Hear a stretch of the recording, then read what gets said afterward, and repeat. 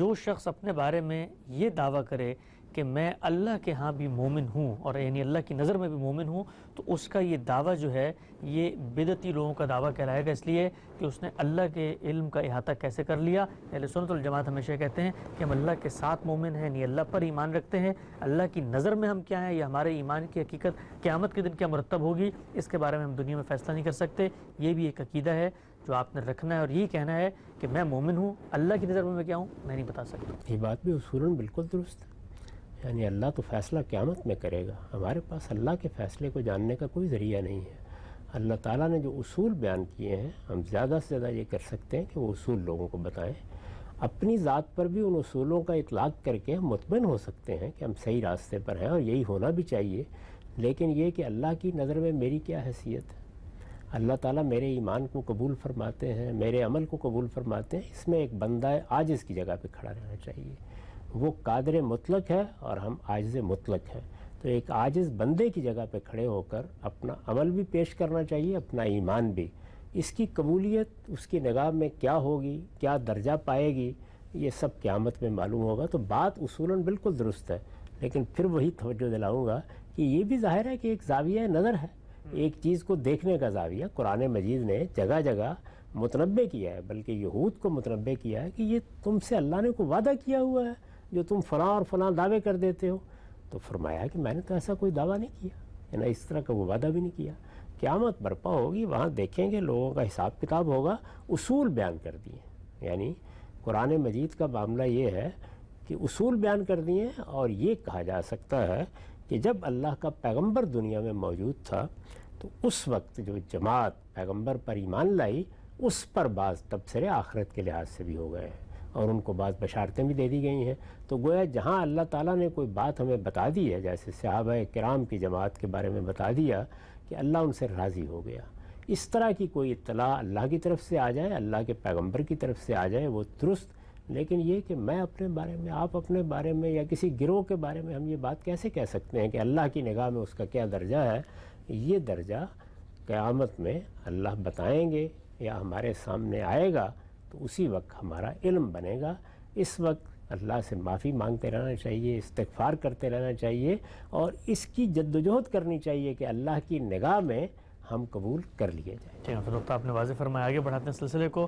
اچھا، ایک بڑا دلچسپ عقیدہ ہے اور یہ 4-5 چیزوں پر مشتمل ہے، اور کہا اس میں یہ گیا ہے کہ قرآن مجید کے بارے میں جو اہل سنت والجماعت کا نقطہ نظر ہے، مثلا یہ کہ قرآن کے مخلوق ہے، یہ اللہ کا کلام ہے، اسی طریقے سے باقی جو کچھ نقاط اس میں بیان ہوئے ہیں، اگر کوئی شخص اس موضوع پر توقف اختیار کرتا ہے، خاموشی اختیار کرتا ہے، اور یہ کہتا ہے کہ ایک نقطہ نظر ان کا ہے، ایک ان کے مخالفین کا ہے، میں خاموش کھڑا ہوا ہوں، تو کہا یہ گیا عقائد کی فہرست میں کہ جو شخص توقف اختیار کرتا ہے وہ بھی اہل سنت والجماعت سے خارج ہے، اور وہ بھی اصل میں ایک طرح کا بدعتی ہے، اس لیے کہ وہ حق اور باطل کے معاملے میں حق کے ساتھ نہیں کھڑا ہوا، باطل کے ساتھ بھی نہیں کھڑا ہوا، لیکن نتیجے کے اعتبار سے وہ حق سے دور کھڑا ہوا۔ یہ بات بھی اگر آپ مختلف گروہوں کے لحاظ سے دیکھیں تو ٹھیک ہے، یعنی جب آپ نے اپنی شناخت قائم کر لی ہے تو پھر آپ بتائیں گے نا کہ ہم تو ان چیزوں کو مثبت طور پر مانتے ہیں، اس کا اقرار کرتے ہیں، نہ صرف یہ کہ اقرار کرتے ہیں بلکہ اس سے اختلاف کرنے والوں کو غلط ٹھہراتے ہیں۔ تو یہ کیسے ہو سکتا ہے کہ ایک آدمی کھڑا ہو کے یہ کہہ دے کہ میں تو اس میں توقف کرتا ہوں؟ تو اس کا مطلب یہ ہے کہ وہ نہ ادھر ہے نہ ادھر ہے، تو وہ اس کو قبول نہیں کریں گے۔ لیکن اگر آپ اس زاویہ نظر سے دیکھیں، جس طرح کہ میں بار بار توجہ دلا رہا ہوں کہ ہم مسلمان ہیں، نہ کسی نے باہر جانا ہے نہ اندر آنا ہے، وہ کہتا ہے میں مسلمان ہوں، الحمدللہ، اللہ کا شکر ادا کرنا چاہیے۔ اس طرح کی بہت سی چیزیں جو یہاں بھی گنوائی گئی ہوں گی، ان سب کو ہم زیر بحث بھی لائیں گے، ان پر بات بھی کریں گے، ان میں اگر کوئی غلطی ہے تو اس کی اصلاح بھی کریں گے، لوگوں کو دعوت بھی دیں گے، اور بعض موقعوں کے اوپر وہ غلطی سختی کے ساتھ بھی واضح کرنا پڑ جاتی ہے، اس لیے کہ وہ ایسی بدیہی چیز ہوتی ہے جو بڑی گمراہیوں کا باعث بن سکتی ہے۔ لیکن اسی طرح ہوگا جس طرح کہ ایک جماعت اپنی اصلاح کرتی ہے یا اپنے لوگوں کی اصلاح کرتی ہے، ان کو اٹھا کر پہلے ایک الگ لیبل کے ساتھ کہیں دور نہیں کھڑا کیا جائے گا، بلکہ مسلمان کی حیثیت سے ان کے اس مقام کو مان کر ان کے ساتھ گفتگو کی جائے گی۔ یہ میرا نقطہ نظر ہے، لیکن ظاہر ہے کہ جب آپ نے اہل تشیع کی حیثیت سے اپنا ایک گروہ قائم کر لیا تو آپ کو حق ہے نا، پھر آپ بتائیں گے کہ فلاں فلاں لوگ اس میں شامل نہیں ہیں۔ اور اگر کوئی یہ کہے گا کہ میں تو امامت کے بارے میں نہ یہ کہتا ہوں کہ وہ دین کے عقائد میں شامل ہے، نہ یہ کہتا ہوں کہ نہیں ہے، تو پھر وہ کیا ہوا؟ تو اس کو وہ کیسے قبول کریں گے؟ تو اگر آپ فرقے یا گروہ کو مان لیں تو پھر تو یہ باتیں ساری درست ہیں۔ ٹھیک ہے، نقطہ آپ نے واضح کیا، بڑی تفصیل فہرست تھی، کم و بیش 34 کے قریب عقائد تھے، ایک ایک پر غامدی صاحب سے ہم نے اصولی نقطہ نظر جانا۔ ہم سے فہرست تو مکمل ہو گئی، چند ضمنی اطلاق کی توضیح سوالات بھی آپ کی خدمت میں رکھتا ہوں۔ اچھا، اس پوری فہرست کو سننے کے بعد ایک عام قاری یہ سوچ رہا ہوگا کہ بہت ساری اس میں ایسی چیزیں ہیں جو ہم آج کل نہیں دیکھتے، مطلب ہمارے ہاں یہ بحث آج کل نہیں ہوتی کہ قرآن جو ہے وہ مخلوق ہے یا قرآن کلام ہے، اسی طریقے سے جبر و قدر کے مسائل، یہ جو فرقے ہیں مختلف۔ 4 صدی ہجری کے قریب کہتے ہیں یہ فہرست جو ہے اس طریقے سے منقع ہو کے لوگوں کے سامنے آئی۔ اس میں کیا کچھ اور بھی اہل سنت والجماعت نے بعد میں اضافے کیے؟ اس لیے کہ آج ہم جب علماء کے پاس چاہتے ہیں تو وہ جو فہرست بتاتے ہیں اس میں کچھ اضافی چیزیں بھی ہیں، کہتے ہیں کوئی شخص یہ کرے گا تو گمراہ ہو جائے گا۔ تو اگر تو کوئی عقائد کی فہرست تھی پھر ہونا تو یہ چاہیے تھا نا، عقیدہ تو اللہ نے اگر مقرر کر دیا تو اس کو آگے نہیں بڑھنا چاہیے۔ ہم تو یہ دیکھتے ہیں کہ عقائد کی فہرست میں اضافے بھی ہوئے چلے جا رہے ہیں۔ یہ عقائد کی فہرست اگر آپ ایک نگاہ ڈال کے دیکھیں تو یہ مثبت اور منفی دونوں پہلوؤں سے ترتیب دی گئی ہے۔ یعنی اس میں صرف یہی نہیں بتایا گیا کہ ہم یہ مانتے ہیں، اس میں بہت سی چیزیں یہ بھی ہیں کہ ہم یہ نہیں مانتے۔ ظاہر ہے کہ یہ نہیں مانتے کہنے کی ضرورت کیوں پیش آئی ہے؟ یہ تو مقابل میں کوئی نقطہ نظر آ گیا ہے، تو اس وجہ سے آپ کو کہنا پڑا کہ ہم یہ نہیں مانتے۔ اب یہ نہیں مانتے، میں نے ابھی عرض کیا کہ یہ تو کہیں بند نہیں ہو سکتا، قیامت تک ایسی چیزیں آتی رہیں گی جن کے بارے میں آپ یہ کہیں گے کہ یہ تو ماننے کی بات نہیں ہے۔ یہ تو مجھے بھی کہنا ہے، آپ کو بھی کہنا ہے، بتاتے ہیں نا ہم۔ ختم نبوت کے معاملے میں جو بحث ہمارے ہاں پیدا ہوئی اور جس درجے میں پیدا ہوئی اور پچھلی صدی میں پیدا ہوئی، وہ اس سے پہلے اس طریقے سے پیدا نہیں ہوئی تھی۔ اسی طرح یہ جس کو انکار حدیث کہا جاتا ہے، یہ بھی اس زمانے کی چیز ہے۔ یعنی مسلمانوں کی تاریخ میں آپ کو یہ اس طریقے سے نظر نہیں آئے گا۔ یعنی وہی رویہ تھا کہ اللہ تعالیٰ کے پیغمبر کی نسبت سے جو باتیں بیان ہوئی ہیں ان کی تحقیق ہوگی، اور تحقیق کے نتیجے میں کوئی آدمی ایک بات کو مانتا ہے کوئی نہیں مانتا، یہ ایک علمی بحث ہے۔ ہمارے زمانے میں ایک باقاعدہ نقطہ نظر بنا تو اس میں بھی لوگوں نے ایک تعبیر اختیار کر لی۔ یہی صورتحال اہل تشیع کو اور اہل تسنن کے بہت سے ان نقطۂ نظر کی ہے جو اصل میں پیدا ہی بعد میں ہوئے ہیں اور بحثوں کے نتیجے میں پیدا ہوئے ہیں۔ تو یہ چیز کسی ایک دور میں بند نہیں کی جا سکتی۔ یہ کتابیں اس لیے پڑھائی جاتی ہیں، جس طرح کہ آپ نے بھی دیکھا کہ ہمارا علم اپنی ایک تاریخ رکھتا ہے۔ یعنی یہ ہم جانتے ہیں کہ ہمارے ہاں پہلی صدی وہ تھی جس میں علم اپنی اساسات میں وجود پذیر ہو رہا تھا۔ یعنی قرآن مجید لوگوں کے ہاتھوں میں جا رہا تھا، اس کو وہ لکھ رہے تھے، آگے منتقل کر رہے تھے۔ اسی طریقے کا معاملہ سنت کا تھا، وہ جاری و ساری ہو رہی تھی۔ تابعین، تبع تابعین اس کو صحابہ سے سیکھ کے آگے اپنی نسلوں کو سکھا رہے تھے۔ یہی صورتحال ہماری تاریخی روایات کی تھی۔ تو یہ سب چیزیں وجود پذیر ہو رہی تھیں۔ دوسری صدی میں آ کر ہمارے علوم کی تدوین شروع ہوئی، یعنی باقاعدہ مصنفین پیدا ہوئے جنہوں نے تنقیح کر کے ان علوم کو ترتیب دینا شروع کیا۔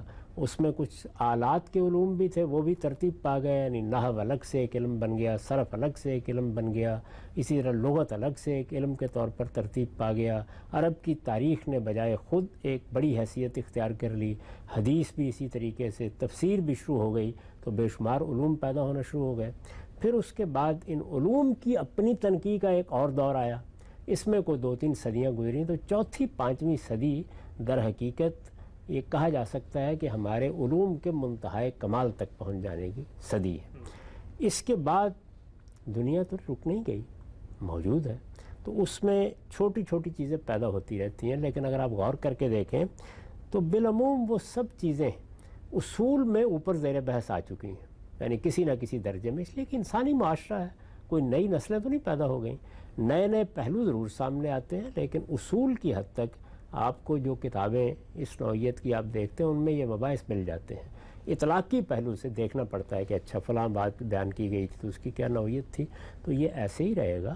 آج کے زمانے میں جو علماء پیدا ہوں گے وہ بھی بتائیں گے، تاہم میں پھر وہی گزارش کروں گا کہ یہ کہنے کی کیا ضرورت ہے کہ یہ فلاں کا عقیدہ ہے اور یہ فلاں کا عقیدہ ہے۔ نہ لفظ عقیدہ ان چیزوں کے لیے موضوع ہے، نہ اس طریقے کی الگ کوئی شناخت قائم کرنے کی ضرورت ہے۔ یہ اصل میں ماضی کی چیزیں ہیں، ان کو اب ماضی کے ساتھ رکھنا چاہیے۔